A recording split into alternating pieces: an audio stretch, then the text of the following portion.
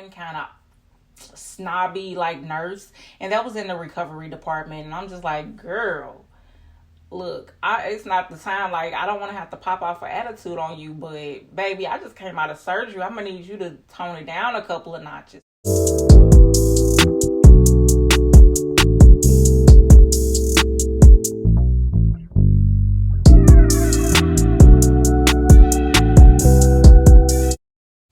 Hey y'all, welcome back to my channel. I'm Yushika Unique, but all my internet friends call me Unique. So today, if you want to stay tuned, we're going to talk about my VSG journey.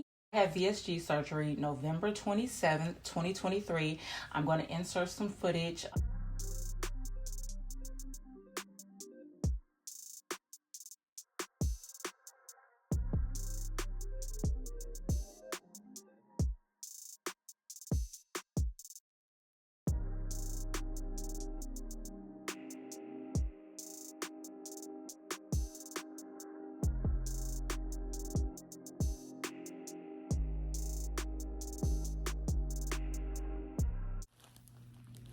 Alright, I'm about to have my surgery today. It's been a rough morning. I've been running late.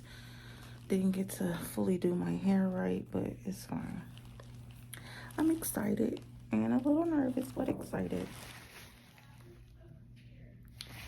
Hi, you guys. It is 6:54. And I go back to surgery at 7:30, so it's almost time. I'm a little bit excited, but here we are. I'll talk to you guys when I'm in my room. Bye. Leading up to surgery day, I will say I did start to get a little bit nervous, and I was just like, am I really doing the right thing?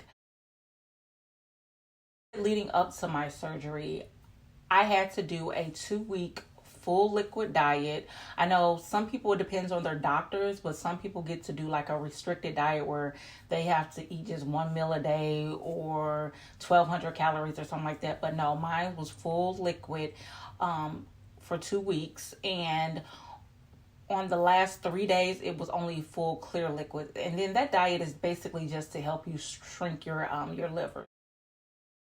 Day of surgery, I had to be there at 5:30 a.m. I believe. I got there a little bit late, like 30 minutes late actually. Luckily, I was still able to go to surgery on time. As soon as I got there, they immediately took me back, started prepping me, got everything done, got me hooked up. When they were wheeling me back, of course, I said my prayers, I left it in God's hands, and I was just like, you know what, I'm ready to become a healthier version of myself. And if this is what I feel like I need to do to jumpstart that, then that's what it is. Like, I have to leave it in God's hand and I have to just go with it or whatever. So as long as I knew that I was ready to make the necessary changes after surgery. So after surgery, I was in recovery. Now, everybody was like super nice at my hospital.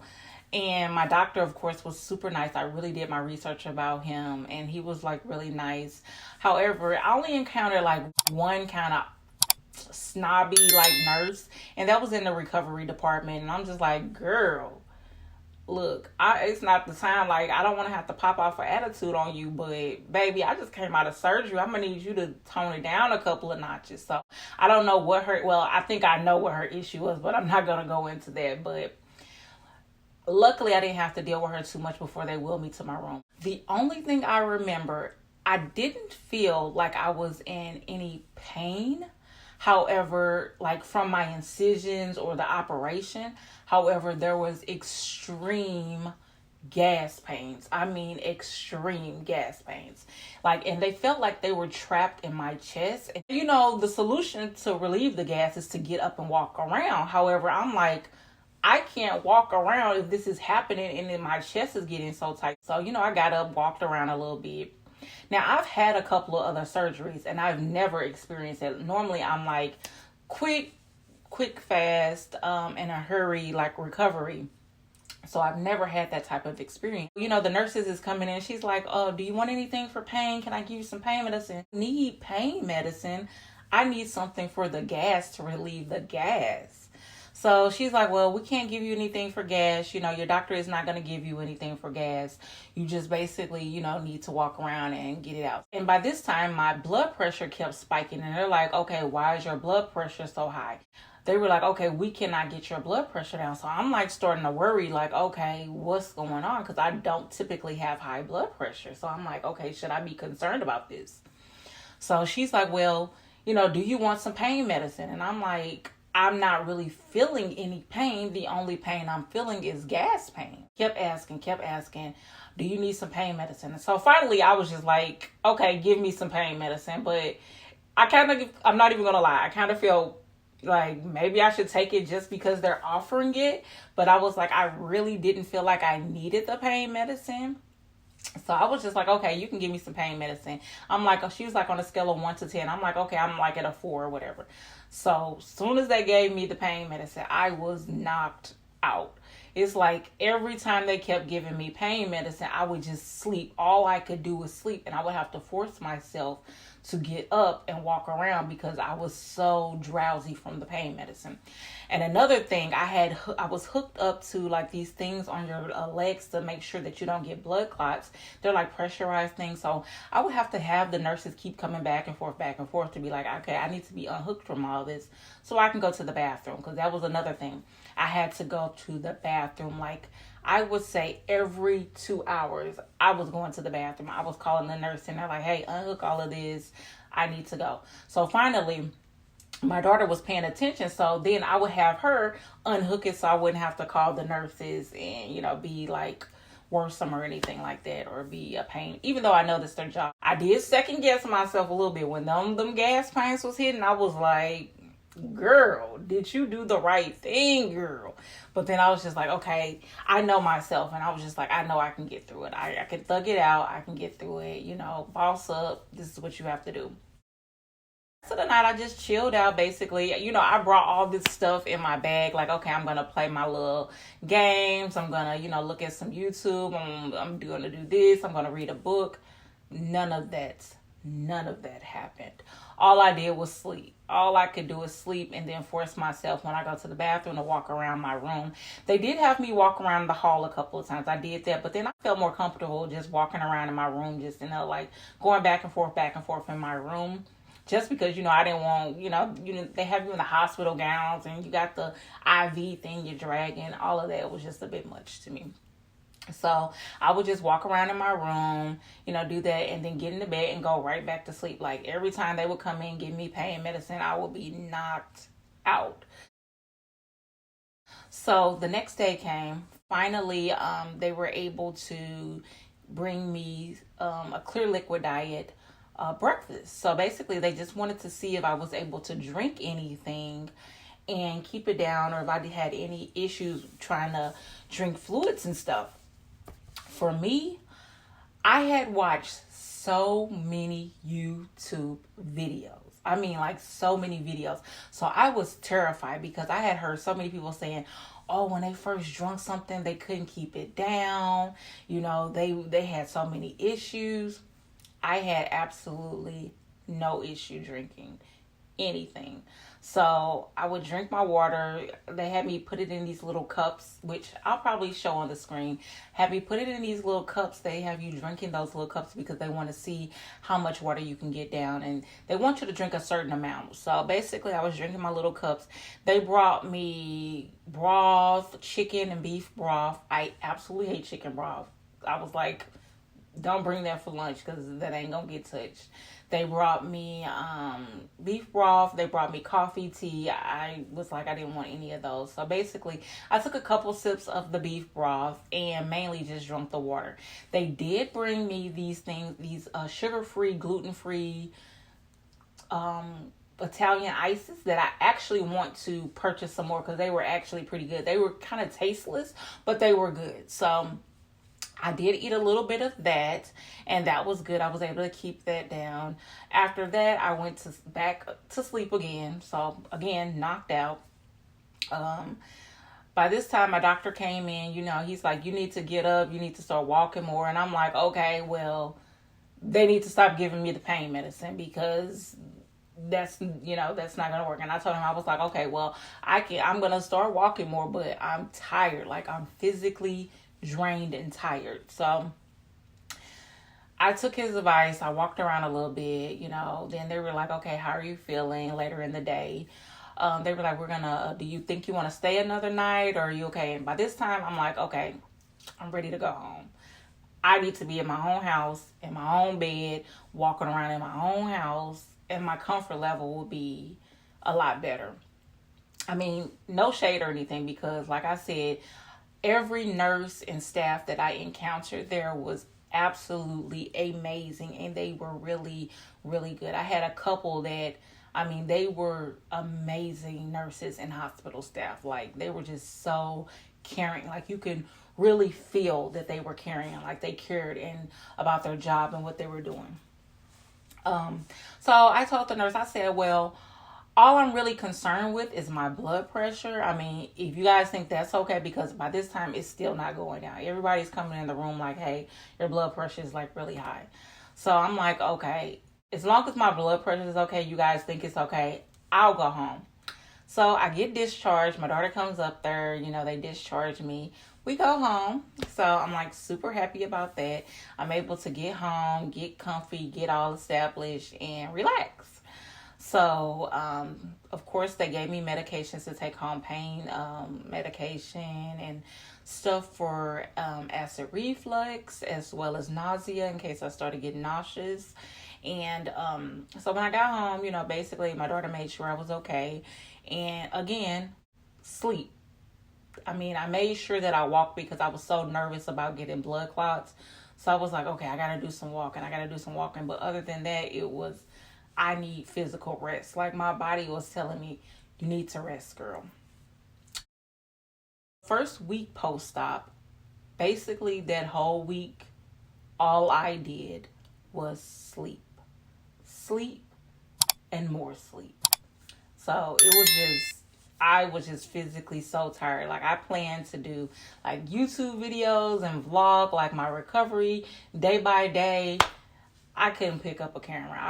All I was doing was laying in the bed. I was like, okay, who wants to see me sleep the whole time? So scrap that. So during this time, I was able to, keep sipping on my water. Some stuff I just really didn't want. So the majority of the stuff that I did was just mainly water and sugar-free Gatorades and Powerades and the freeze pops. That's all I really wanted. Week 2, I was able to start my vitamins again. This was so important to me because I felt so weak and so drained. So I was so excited when I was able to start taking my vitamins, because I was just like, okay, I know once I get these vitamins in my system, I'll be able to start feeling better and start getting my energy level up so I can even walk more, do more stuff. Because I was just like, I'm not a person that's used to just not having any energy. Even though I'm a big girl, I'm used to having that energy, being able to do a lot of different things. So week 2 started on my vitamins, and I'm gonna look down and look at some of my notes. Week 2, I did start on my vitamins. I was feeling a little bit of, I want to say my emotions were like, it was a roller coaster. Those first 2 weeks was really a roller coaster because I felt like a part of me was missing, because of course they have to remove that part of your stomach. So I was just like, oh my gosh, like it's gone. Like my stomach is gone. Like I was just like, I just feel saddened. Like a part of me is gone. So I really feel sad or whatever. So girl, let me tell you, I binge watched all my YouTube chefs out there. Just watching them make food just made me happy. Even though during this whole time, I didn't have an appetite. I didn't even want food. But it was just the fact in my mind, I was like, I have to give up this. And I'm not going to be ever able to get it again. Even though I know I was just like, I'm not going to be able to get it again. I'll tell you this, through these first 2 weeks, My body was in complete ketosis because by this time I had been on nothing but clear liquids or nothing but full liquids for 4 weeks. Baby, ketosis, that keto breath, the ketones that were coming out of my skin, it wasn't good. So I was just so happy that I was in the house, wasn't anybody away from me, because they have a certain smell, like your sweat smells a certain way, your breath smells a certain way, the taste in your mouth is a certain way, your urine has a ketone smell, like it literally reeks. Like when I say the ketones reek, baby, they reek. Even with you taking showers, they reek. So I also had, to come back a little bit, bring it back. I also had my pain pumps. So during this time, like day 5, I removed my pain pumps. They were absolutely, I was scared, but it didn't hurt. So I removed that. The one incision was healing. My incisions were healing great. So good thing about that. But yeah, those ketones. So for me, mentally in my head, I was like, okay. During week 2, I was like, I can't deal with this the ketones. I can't deal with the smell. I just cannot. And I've done keto before, but I also try to put a little bit of carbs in me to minimize all of that. But this was like full on ketosis. So what I did was I was just like, okay, when I was able to move up to soups, I got me tomato soup. It was the best thing. When I was able to get tomato soup and got something with some texture and not just like sugar-free, because all of that stuff had like a sweet type of taste. Even though it says sugar-free, it had like a sweet type of taste. So I was able to eat that. I put some shredded cheese in that and tried to get some carbs into my system and some dairy and some other stuff into my system. So once I did that, it was a lot more tolerable. I was able to balance things out. But I'll get to the important part that most people want to know. And okay, so my starting weight was 334.2, but 334. I was a biggin. That is the biggest I have ever let myself get to, and I knew I had to. I couldn't stay there, girl. That wasn't for me. I didn't feel comfortable. So 334 was the starting, and then I had to do the 2-week liquid diet, and so surgery day I was down to 318 the morning of surgery. So that was a 16-pound weight loss just from the liquid diet. Post-op week 1, I got down to 310.8. And then post-op week 2, I stalled again on 310. I was at 310.0. So basically, I didn't lose too much from that point. I was a little bit nervous and kind of like not feeling too good. But however, I know all the research I did that people say that once you start introducing more foods to you, your body is going to stall because it's used to only getting nothing but liquids. It needs time to catch up. It needs time to neutralize everything and stabilize your body. So I'm like, okay, don't freak out. So I have made a conscious decision because I know how my mental works. I can't weigh myself every day. So I've decided that I'm going to only weigh myself once every week for the first 4 weeks, and then after that once a month. I'd like to find out what went on my first full month, how much I lost.